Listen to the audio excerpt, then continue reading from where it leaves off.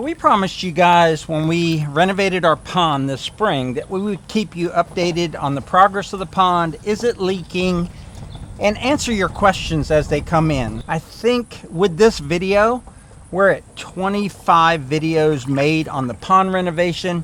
Every one of those videos are in a playlist, and it's a separate playlist from our pond playlist. This will be the 2026 playlist where we renovated our pond and we put fish in it, we filled it, and we're tracking the progress through that playlist. So those videos are still getting lots of views, lots of questions come in through the comments. So we're going to answer those questions through this video, and we're also going to do some things to improve the water quality of our pond through products we got from the pond guy. Now, first of all, I want to be clear. I don't know everything about ponds.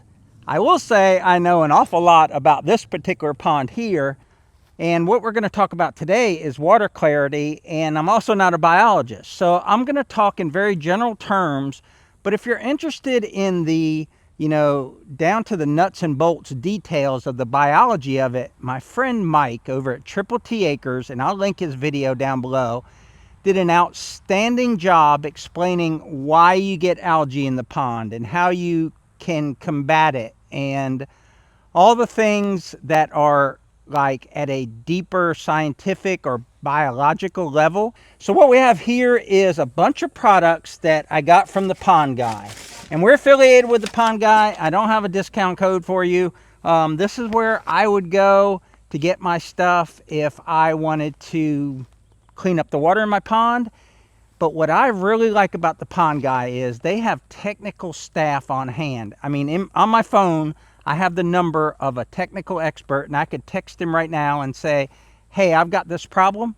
What do I need to do? So they have something called a Clear Pack Plus, and I have one here. It's everything that you need for water quality. And I'm going to start with some things that we're going to cross off the list because we're not going to use them today. So first of all, there's tons of different algae in a pond. We had something called Phyllomus algae, and basically it's like a green carpet. And when I drained the pond, we probably had 2 to 3 feet all the way around the pond, and it's like a sheet of landscaping cloth. And I went around with a pitchfork and I loaded all that stuff up because it's basically nitrogen. It grows from nitrogen. This is a runoff pond. It's going to have more nitrogen than a spring-fed pond. But I picked all that stuff up with a forklift and I put it in our compost pile just to add nitrogen to that. So there's ways to neutralize that nitrogen, and some of these products will do that. And then also you got to worry about how the water's coming into your pond, how you can get it as clean as possible so it doesn't introduce nitrogen into your pond. And we'll talk about that a little bit. But something that I can't use, and this would get rid of a lot of that algae, is algae defense.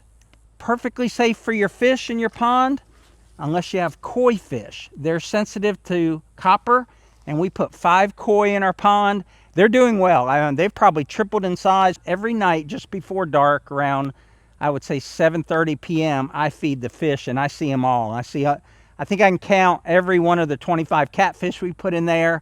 Our brim have actually spawned, which our brim went in at a size like that, and now we got these little tiny brim, and we didn't think they'd spawn this year because they weren't big enough, but I guess they're out kicking their punt coverage because we have baby brim in there. Now this is what a lot of people do to their pond. This is a blue dye. And Deb and I went back and forth on this. When we first filled the pond with well water, it was like a swimming pool. It was the greenest, bluest color because it had a lot of clarity to it because it was clean water, and it would get the reflection from the green trees and the blue sky.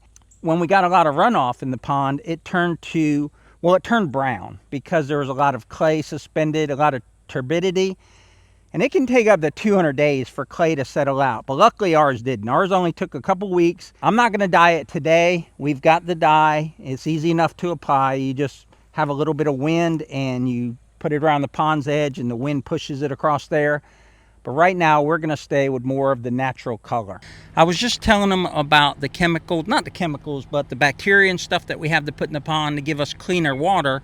And the fact that we weren't going to probably use the blue dye. Are you still on board with that? Because everyone that's been coming by has said they like the natural color of the pond. Oh, yeah. I think right now the natural color is very, very pretty. If we ever need to do it, if it gets too murky or mucky. But, yeah, the natural blue-green color looks great. I'm good with that. Okay.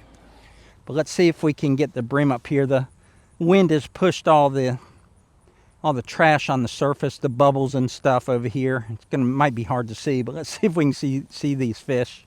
With my polarized glasses, I can see them well, but yeah, you can see them. I can see them in the viewfinder of the camera. But look at them lined up. That's how big our brim have gotten.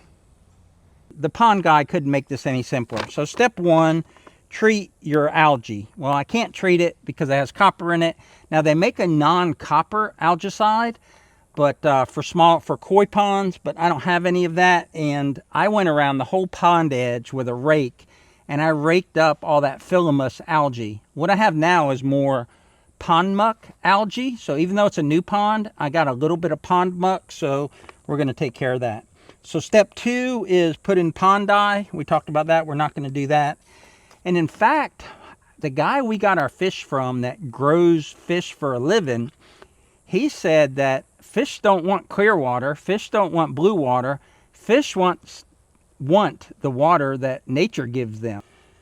Okay, and then it says after you've treated with herbicide, which we're not going to do, you got to wait 3 days before you go to step 3. So we're going to be on step 3, and we're going to add EcoBoost PRX. So basically this is 10 pounds of phosphate control. When we talk about nitrates and nitrogen and all that stuff, this is going to help with that, where that causes algae blooms. So we're getting big turnover with the water in our pond with the AirMax aerator. Again, that's from the pond guy. And that, I think, turns over the water in the pond 10 times a day. So that helps a lot. But this here will help clear up the water. So you mix that with pond water. We'll go around the pond's edge and do that. And this is like to reset it. This isn't like a maintenance treatment. Your maintenance treatment are going to be these right here. So you've got muck away and you've got pond clear. Now pond clear is going to have a little bit of this EcoBoost in it, and these are packets. So you do 2 packets every 2 weeks. So we're going to put this whole container in on step 3, and then step 4 is toss in your packets and then throw in some pellets. So these are pellets, these are packets, and this is like a powder. Okay, we're gonna do the EcoBoost first. It's got a scoop in here. Got a bag of powder. We're gonna get some pond water, like they say. I mean, the water's clear. I can see down 2 or 3 feet. It's just that there is some things growing in there, and we know that we're always going to have an influx because it's a runoff pond. But basically, we don't have a spring in this pond. So the only way water can get in this pond is if we pump it in, or if it comes from runoff rain. That's the only 2 ways this pond gets water. So we don't have a natural spring. We knew that going in. It's just a different animal when you have a pond that doesn't have a spring constantly refreshing it. So there, I put out a little cloud of that stuff. I'll come over here and do the same thing. And my thought is that the wind was blowing that way and it would blow it across the pond, but it doesn't. Whoa, it doesn't matter. Now while I'm doing this, I'll address a question that I got this week. And that was, how much does it cost to dig a pond like you have here? So this is a 1/4 acre pond pushing 1/3 of an acre. But this was an expensive pond because it failed a couple times. And I had to get in here myself and learn where the leaks were, fix it with rented equipment. And I trucked in 6,500 pounds of bentonite clay from San Antonio, Texas to Florida. And so all those costs add up. We hired all our work out. It failed. We had someone else come in. That didn't work. And then I did it myself. It all depends. It's like building a house. How much does it cost to build a house? Well, what kind of house do you want? How fancy do you want it? There's just no way to give someone a number. Like to dig this pond, if there was no issues, I would say you need to budget $15,000. The bigger, the more money, because more dirt work, more diesel fuel. If you need to truck in bentonite clay, that's more expensive. If you're going to put a liner in it, a liner for this pond is $15,000 if we were to put a liner in it. And that's not the installation. That's just the liner showing up on a tractor trailer truck, and then you figure out how to put it in. So it's just really, really hard to say how much it costs to dig a pond. But I am going to do a video, and I've got a spreadsheet with everything I've spent on this pond. And I think it's going to shock some people at the amount, because some people are going to think we have a lot more than that invested in this pond. And it's also going to shock some people the other way, because they're going to be like, why did you spend so much money on it? But I can tell you right now, based on the number that I know we have into this pond, it was worth every penny, because we got it to this state and we get so much enjoyment out of it. So I threw it out there 10 or 15 feet, and I can already see it's already pushed its way out that far. So I'm real happy with how that turned out. And for lack of a better term, what we're doing is putting in good bacteria. Bacteria that will eat things that are undesirable in our pond. I mentioned muck earlier in the video, and I want to show you a good example of how muck works, or how it forms, because we're going to be putting in some muck remover. So I saw some great places over here that will be a good example of how muck forms and what muck is. But that's muck right there.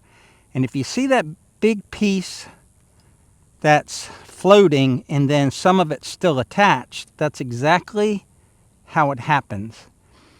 So you get things like fish feces or fish poop, and you get decaying plant matter and different things that form like a layer of muck on the bottom of your pond. And then at some point, it releases from the bottom of the pond and it floats up. So you have muck on the bottom and you'll have floating muck. And we probably caused a lot of that, because when the pond was 6 foot deep, we weren't sure how much rain we'd get. We just didn't know how deep the pond would get, so we lined all this bank with hay and put grass seed in it. And there's nothing wrong with that. It's just that we didn't predict that within just a few weeks we were going to have some torrential downpours and raise the water level of the pond above that hay. So that hay, a lot of it, I mean, there's still a lot of hay here, right? Well, there's 3 to 4 feet of hay here, but there's probably 1 to 2 feet of hay that got buried under the water. And I raked some of it up, but some of it's there.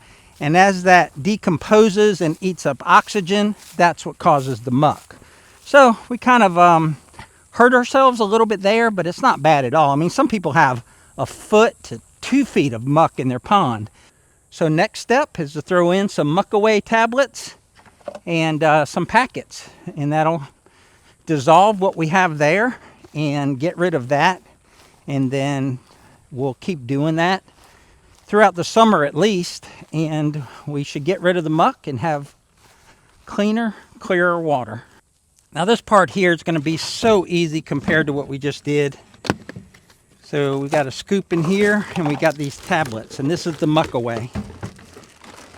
And so we need 1 scoop every 2 weeks. So we can throw these, we can sling these across the pond. This will be easy.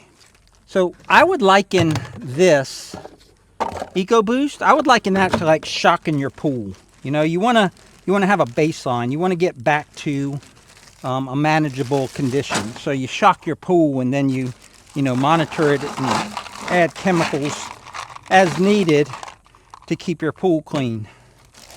But you just throw these in the pond. These are like your Tide things that weird people were eating.